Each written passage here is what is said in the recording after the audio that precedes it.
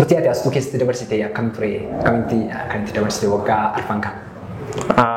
Astuun naaf baay'ee gaarii ture. Yeroo waan tokko duwwaan na aarsa ture. Amma xumuroo kootiin kan hin baay'ee gammadu jechuudha. Yeroo hundaa gaafanii ijoolleen na gaafatu akkas.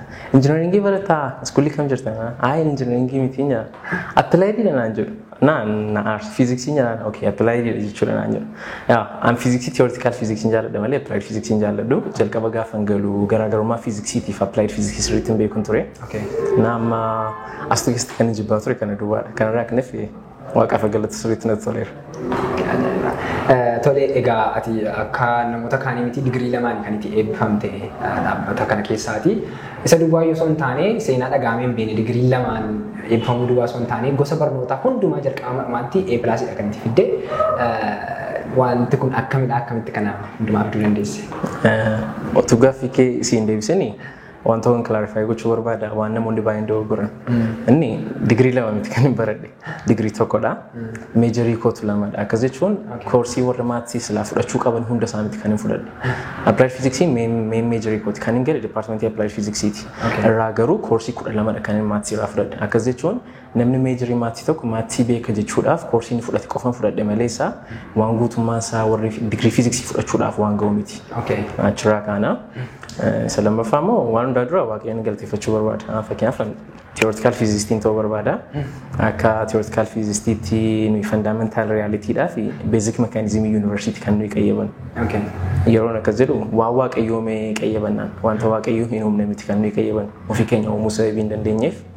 Lammaffaa immoo amma nuyi eeyyame duwwaadha kan nuyi qayyabannus amma inni beekumsa nuyi eeyyameedha. Akkuma kanaa akkuma uumama keessatti gaafa qayyabadhu waan waaqayyoomee duwwaan qayyabadha. Garuu akka saayinsiitti immoo qayyabadha. Ammas gaafa milkaa'ina yoo hin jedhee jechuudha. Qabxii koofaa kana haasoof jedhu wanti numsaa waan waaqayyoo godhe fedha waaqayyoo isa bitee wanta inni ta'edha. Kanaaf waaqayyoon galateeffadha. Yoon akka yaada namaatti ibsuu yaalus isa kana irraanfachaa tun ta'in akka namaatti sababii haasoof nu fedha. Amma gaafan sii deebi'u gaaffii keetti. Tokkoffaa double majorii gochuun koo baay'ee na fayyadeera. Akkasidha. Koorsiin maatii keessaa fudhadhu baay'een isaa physical intuition barbaadu. Anna fiiziksii keessatti gaafa ni konseptoota babbaradhu maatii irratti akkanii warra abstraktii ta'ee realitii keessatti maal akka isaan fakkaatan na agarsiisa. Fiiziksii immoo gaafa barattu konseptii xiqqoo see ulfaatan isteeppii itti daddarbuudhaaf maatiin si barbaachisa. Akkamitti beektaa akkuma amma islaallee yoo jiraate jiranii isteeppiin tokko tokko akkasitti wal caaleera. Asirraa sitti jaappii goota turte yoo ta'e gaafa du'aalii godhu akkas wayitee jechuudha.